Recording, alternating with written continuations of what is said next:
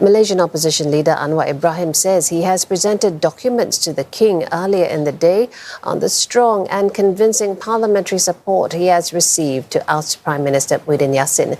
He says he has the backing of more than 120 lawmakers in the 222-strong parliament. And this follows Mr. Anwar's claims last month that he had secured a formidable majority from federal lawmakers to form a new government. Mr. Muhyiddin has dismissed the claims as a mere allegation and told him to prove his majority through a constitutional process. Well, CNA senior correspondent Melissa Goh is in Kuala Lumpur following these developments. Mel, Anwar's press conference, he mentioned that he was quite firm that he had the majority among parliamentarians. Yes, 73-year-old opposition leader Anwar Ibrahim, flanked by his wife, Dr. Wan Aziza, and Party Secretary General Saifuddin Nasution, began the press conference by stressing that he did not renege on his promise he made at exactly the same forum, same hotel 3 weeks ago, when that he now has strong, convincing majority support from MPs to form a new government. Now, he has met the king, Sultan Abdullah Riyatuddin, this morning and presented, he said, the necessary documents to prove that.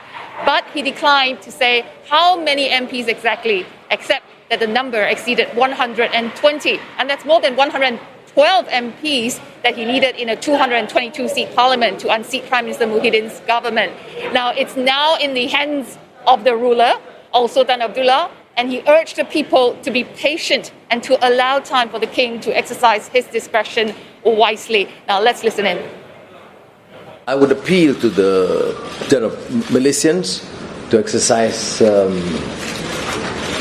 patience and wisdom and to allow the king to digest and decide based on the spirit of the Constitution and the discretion of His Highness. Meanwhile, we must also remember that Prime Minister Muhyiddin Yassin has lost his majority and therefore would be appropriate for him to resign. Now, one controversial issue raised in the past week since he dropped the bombshell on September 23rd is whether his numbers include those currently tainted by corruption charges and facing trial in court.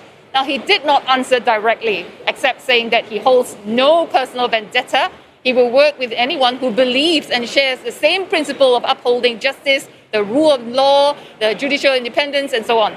Now, speculations is rife that his MP support include former Prime Minister Najib Razak and UMNO President Ahmad Zahid Hamidi. Mr. Anwar was quick to add that he will not compromise when it comes to upholding judicial independence and rule of law.